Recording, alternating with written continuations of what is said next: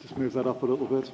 It's great to be here again. We're normally here from Amos Trust at the start of December. We do an annual carol service, and it's nice to be here at a slightly different season as well, although, yeah, very different indeed.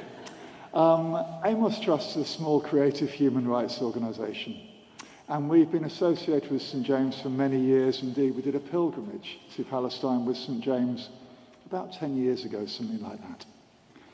We've got three areas of work. The first is about Palestine justice, and as you can imagine, the last year has been pretty horrendous. The second area is about rights for girls who live on the streets. We found that it was about 8 times harder for girls than it was for boys on the streets, and so we've been working on projects with girls for the last 5 years. And the third area of our work is about climate justice. We believe that climate justice and climate change is a justice issue. And those who have done least to cause climate change are those who experience its consequences most. I wish it was as simple as us just trading off all the carbon and not using carbon and suddenly it would all be okay.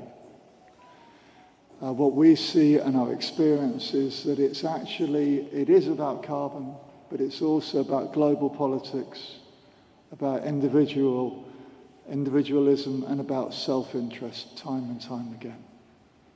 And we see that most worked out in Central America. We've been working with partners SEPAD in Nicaragua for 30-odd years, and recently, in response to their work, we set up a new project called the Climate Fellowship, which is for young female climate activists, and that's rooted in Central America. We'll say more about it at lunchtime, but in short, Central America, you see the global politics played out in ways so vividly, as it's so dominated by North America. You also have a society there which is rooted in colonial influences, and where literally so much of the wealth is held in the conquistadors from the 15th century. And you also see massive issues about gender and inherent machismo and sexism within society. We've just come back from travelling around, meeting 9 of the young women involved in that programme. And 3 of their work they're doing, we give grants for them to do local community projects. And 3 of those capture this dynamic really acutely. One of those is working with avocado trees. And basically what they're doing is they're working in one of the national forests on top of a mountain.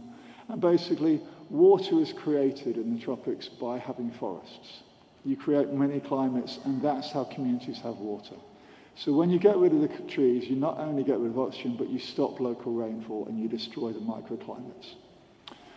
And because this area is very moist, because it's got a forest, a traditional forest, the narcos, who obviously have run narcotics to North America, have come in to grow avocados, because avocados take up vast amounts of money and it's an easy cash crop to North America. And their project is trying to stop these people from cutting down this forest and planting avocado trees to be sold in North America or indeed in the UK. And it's desperately dangerous because obviously the narcos don't particularly like what they're doing. A second project is all about pig farming. And it's up on the coast, and it's up in the Mayan area. And the pig farm there's lots of pig farms there, all exporting pork to China mainly. And there's also synopses, the ancient rivers and waterways, those big sort of round, sort of well-type waterways and caves which you see, which only exist in the Yucatan. And the pig farmers are pumping pollutants into those, destroying one of the wonders of the world. And there were laws to stop them from doing this, but they've just been repealed because they have so much influence. And the third area, which shows it really closely, is another project with a forest. This was set up by the local community because the land was worth nothing. It was to safeguard the area. And then the land starts to become worth something, and people realize that actually if they sold up this, cut down some of the forest, they would have an income which they never dreamed of. And you see all these things played out in real time. and activists working against this. And so much of our work in climate justice is about celebrating these things and responding to it. And the best example I could have given you of that would have been SEPAD. And today, 3 of SEPAD were meant to be here. SEPAD is a project in Nicaragua which was set up 52 years ago. It just celebrated its 50th anniversary. It was set up in response to a devastating earthquake in Managua, which destroyed the whole of the capital. And since then, it's gone through dictatorships, it's gone through revolution, it's gone through civil war, it's gone through neocon governments and fair trade. And then it had the return of the Sandinista left-wing government. And a government which started to invest in the rural poor, and which has been the best government the poor have ever known in Nicaragua.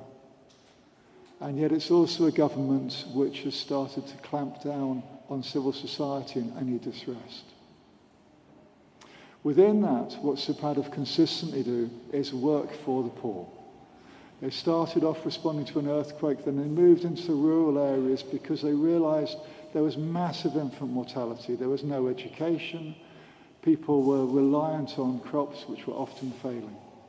And they developed a whole way of working in those areas and increasingly to address the impact of climate change, because Nicaragua is one of the 5 most affected places by climate change. And we've journeyed with them, and we say it's where we learn.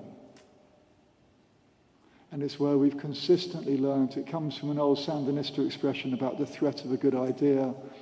And what we've seen in SEPAD is this good idea about how you listen to communities and respond to them without imposing answers on people, but you journey with them, invest in leadership, and you invest in collective responses. But 3 weeks ago, they got a letter. They didn't even get a letter, sorry. 3 weeks ago, they found their names on a list of 1,500 organizations whose registration had been immediately cancelled. 1,500 organizations whose bank accounts were frozen, all their assets were going to be taken, and they were not able to carry on working at all. Now, this organization works for the government. They work alongside them in all the rural areas. But it reflects the paranoia and increasing clampdown which has been happening in Nicaragua, where nearly 6,000 organizations have had the same thing. And for us, we're sitting there, we've had Palestine going on, then we have this devastating news about this place which has been such a beacon of hope that it's being shut down. And for us in this, we've continued to learn from them and continue to see what they're about. And if I was to choose one verse for them which kind of captures so much of what they're about, it'd probably be the bit from this reading in James, which says, "A harvest of righteousness is sown in peace for those who make peace." Now, a harvest of righteousness is language which really doesn't make much sense to us, but basically it means about living in rightness or in a right relationship with God, with other people, and with creation. So it's kind of living in that right relationship. And what they've done consistently is working in peace with people, bringing peace, helping people to live in that right relationship. And what they've witnessed pouring out of their work is communities who are able to do that, are able to prosper, where women are able to take a dominant lead role.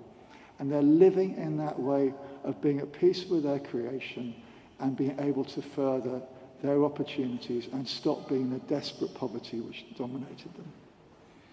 So when this has happened, their challenge is, how do we respond to this government which is the best which the poor have ever known, and yet which is also closing us all down? And so the journey they've made is about several things. The first of that is to stay true to what they believe in. Martin Luther King said, we follow an extremist for non-violence, love, and truth and justice. And that following that Jesus is very much what's central to them. Someone who is seen as an extremist. But the way in which they've done it is not by standing up and shouting out, which at other times they would do and which we all do very often, but actually is saying, how do we work with this government to try to be able to carry on this work? How can we work with this government which has become paranoid to try to take this forward? How can we journey together in these communities? And so what they've been doing is meeting together, planning, looking at this, trying to work a way out, appealing the decision, listening, not making verbal statements, but just talking to them, listening to what's going on, having conversations, trying to take through a process to understand and to have some sort of reconciliation with this government. And that's led to some positive things. But what it's led to now is to a place where the government has issued new criteria for what it means to be an NGO or non-government organization in Nicaragua. They found that the money which was frozen is actually back in their accounts now. They can't access it, but it's back there. They've been able to carry on doing a couple of bits which they thought they wouldn't be able to at all. And they're reviewing this new legal framework. And basically, they will have to decide if they can follow it or not. If this new framework enables them to do all the things they believe in the way in which they believe or not. And that's a decision they're making at the moment, and which we're journeying with them in. The third thing we've really learned from them over this period is about doing the right thing first. And doing the right thing, then the right thing, and the right thing, and not get too concerned with the end point immediately, but actually trusting the steps, making all the staff redundant, which they had to do, coming together as a group to plan a response, talking to our international partners, making them aware of what's going on. That systematic approach to it, when so often we kind of want to see the end point, but we forget the process. The fourth thing, as I just mentioned, is to come together as a team. They've laid off all their staff, but the 12 senior members of staff have continued to meet together to plan and respond together. And for us, so often we face these massive hurdles, it seems, just massive things. For us, Palestine and climate justice and all this stuff, it just overwhelms us. And for them, they're absolutely overwhelmed by this. But coming together, working together, has enabled them to keep going in the face of this. And it's just such an important lesson for us about working together. Whether that's even remotely and standing in solidarity with people, or whether it's coming together as a team to try to support each other in the challenges we face. And the last lesson we've really learned from this has been that Emily, who is a new director, who's about 28, I guess, 30, she's been in post for a year, is just massively out of her depth. She's the only woman on a team of 12 men, all far more experienced than her. She says, and she makes it absolutely clear that's the case. And it's to see someone who is massively out of their depth, responding and being able to respond. And supporting that process is a real gift. Because so often we see someone out of their depth and thinking, oh man, they're not going to be able to cope. And actually everything about Christianity calls us to be out of our depth. It says when we're at our weakest, then God is strong. And what we witness there is her reliance on other people, her determination to lead, but to do it collectively, which is so against what the government is doing. And those lessons are a wonderful testimony to us and continue to be a testimony. We very much hope and believe that SUPAD will come back in some sort of form. If it doesn't, I'm sure we'll be working with them in some way which will be very much below the radar, because we believe in what's happening there. And we believe in this importance of learning from them.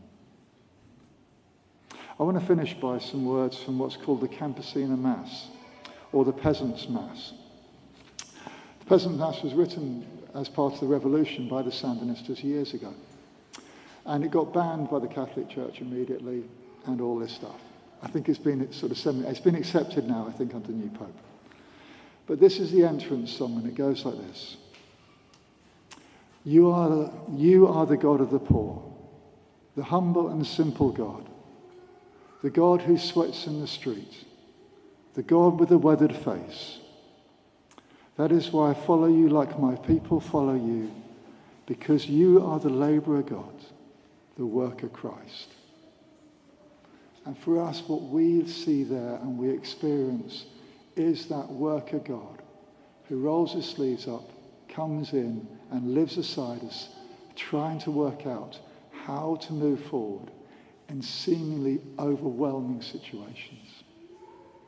We'd love to talk more over lunch. Please do grab Katie, who's here, and I'll get out of the fancy dress for lunch, I assure you.